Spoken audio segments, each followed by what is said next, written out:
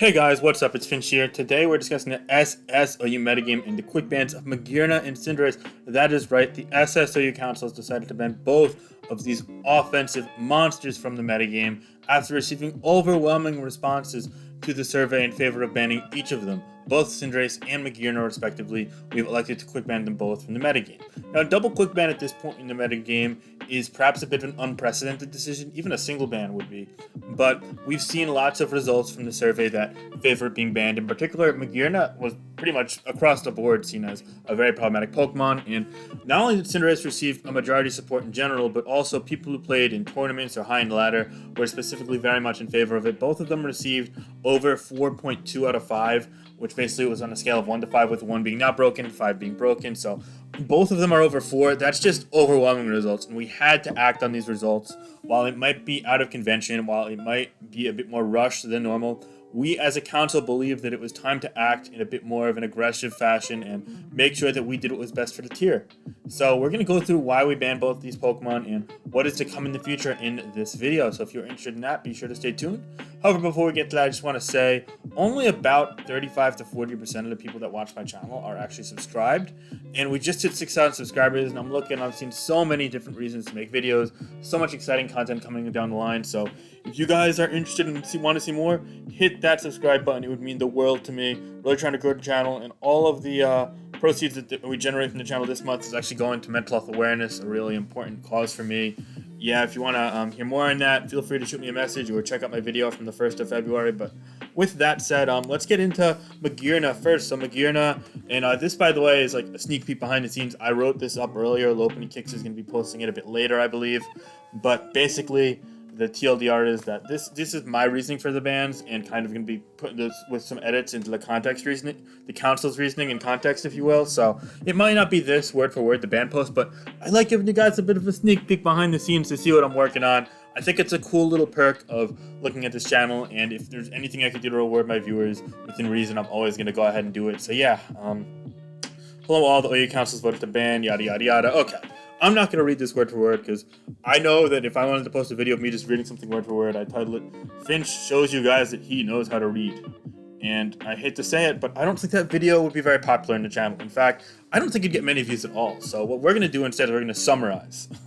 So Magearna pretty much is what it was in DLC 1, except we see a bit more of a focus on the weakness policy plus stored power sets. Those in particular are very problematic right now. There's a whole realm of setup flipping sets though, and it's a sense that Magearna can handpick its checks and counters. You oftentimes see teams that are able to rely on one Pokemon for Magearna, like Slowking Galar can check the spec set sword, but all of a sudden you flamethrower behind screens into the weakness policy set and stored power Magearna just sweeps you, or you eat a trick and all of a sudden you're not able to withstand consistent flash cannons, or you say spikes or rocks are up, all of a sudden even Volt Switch can eventually tear you out, especially if you Volt Switch into something like Cinderace or Landorus T or Garchomp that could really threaten Slowking Galar. It leads to net negative sequences, which makes something like Magearna that you can't really beat with any ground types, barring X-Drill if you like Focus Blast, or potential Needle Queen, which isn't really used at all.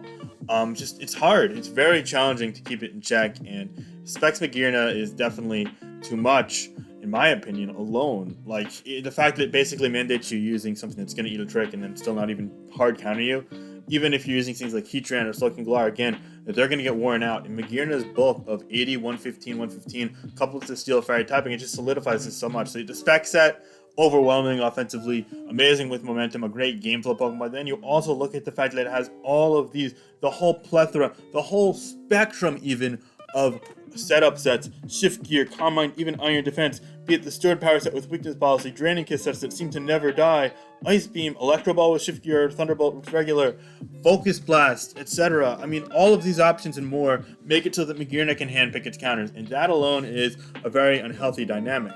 Magearna is just capable of so many different things, both in the setup and the breaker spectrum, that it makes it that while versatility alone isn't enough to ban something. For example, Garchomp's very versatile, but no one is really clamoring to ban it.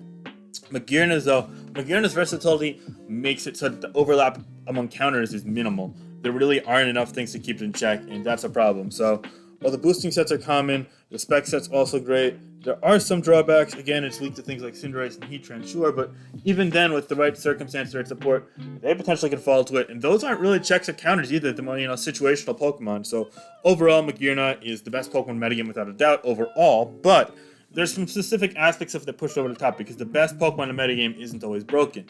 The fact of the matter is that its versatility means that you're going to have to dedicate multiple team slots towards making sure you keep each variant in check, which is a problem. That leads to it being very restrictive considering how small these pool of potential checks and counters are. That, coupled with the fact that it's already so strong and so bulky with such a great typing, makes it far too much for the metagame to handle. As we saw with the player-based survey, which I'll try and make a video on in the future if you guys want, we have overwhelming support from the entire player base, most notably the general public, but also the tournament players, the high-ladder players as well. They chimed in as well, and it was clear that Magearna needed to be acted on. So we're just going to quick ban it, get it out of the way. We may retest it in the future just to see if it's settled after the metagame settles down a little bit, but that seems unlikely. Cinderace, on the other hand, might be more likely to get a retest like it did in the DLC 1 metagame, just because it's kind of contingent on what's around it a little bit more, as it's more of a pivot than it is a versatile offensive behemoth, whatever you want to call Magearna. Magearna is basically everything that's good in the game, if you will.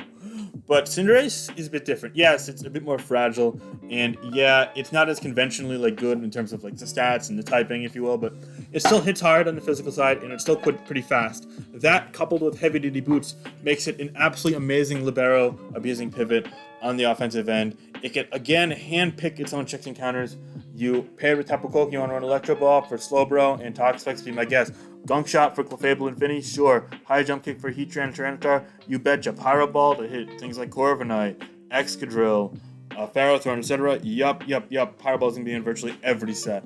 All things considered, Cinderace is the epitome of a game flow abuser. With U-turn coupled with Libero and heavy-duty boots, it's not only able to dish it out, but it's also able to repeatedly get in and out of the battle, being one of the most accessible Pokemon in the metagame, despite being one of the more fragile Pokemon in the metagame. We saw earlier on in the home metagame that Cinderace with Court Change and Blaze was a viable Pokemon, but it was nowhere near ban-worthy. In fact, it was so walled pretty bad by water types, but ever since it got Libero, in my opinion, it's been far too much for the metagame to handle. I actually believe it was more broken than Magearna, but I think that both of them were very broken. I'm glad we're getting them both out of the way. But yeah, as the post kind of says, the downsides of it mainly are just the fact that it's inaccurate. Gunk Shot can miss. Pyro Ball can miss, Zen Headbutt can miss, High Jump Kick can miss, and if it goes into a Ghost type or misses or Protect, forget about it. It's taking a ton of damage, and for a Pokemon as fragile as Cinderace, that's a huge problem. But all in all, Cinderace is too much for the metagame. It's very challenging to keep in check. There are no real hard counters to it, and the checks to it, again, they're all situational. Pax has to watch out for Future Sight, Zen Headbutt, or Electro Ball with Tapu Koko. Heatran has to watch out for High Jump Kick and Low Kick, etc. Even ground types with Rocky Helmet, like Landorus T and Garchomp, they can punish U-turns, sure, but they're not going to live more than 3 or 4 hits in all honesty, and as long as you could time them well or get a knockoff or a Toxic off on them, which is increasingly common earlier on in games, then it's really not going to be a big deal. You're going to be able to outlast them. And for a Pokemon this fragile, having that capability, it just shows how well Cinderace exploits heavy-duty boots and why it is ban-worthy in the metagame, given the prominence of Libero and these coverage moves on it. Perhaps what makes Cinderace as good as it is the fact that it's able to really take advantage of the pace of the metagame. We see a lot of more balanced and bulky offensive teams, and it can just run all over them. And yes, Cinderace is very good against offense as well. In fact, having its speed tier that it does makes it quicker than everything besides Dragapult, Zeraora, Tapu Koko, and Tornadus T. But still, the fact that it cannot run everything, it might not even Ochako one-shot everything. It gets so many 2-KOs. It has so much effective coverage, and on top of that, U-turn makes it so that it's going to just eventually wear away at things, and when you pair it with Teleport or Volt Switch or whatever it may be, that's going to open the game a ton for Cinderace to be a breaker. So you're already one of the best pivots, now you're one of the best breakers, and you have a ton of longevity. Cinderace has so many things going for it, so all in all, we elected to ban it from the SSU metagame. So finally, I'll read this part. The council came to its conclusions due to the survey's response in favor of banning both. As I said before, there was overwhelming support in favor of banning both. The general player base favored a ban on both Magearna, and Magearna's overwhelming. Okay, I gotta reword that. That is not grammatically correct, so that is gonna be fixed. That's also why I read these things. But players who actively played on like the high ladder especially wanted Cinderace to be banned, but in general, everyone was in favor of Magearna. It was overwhelming.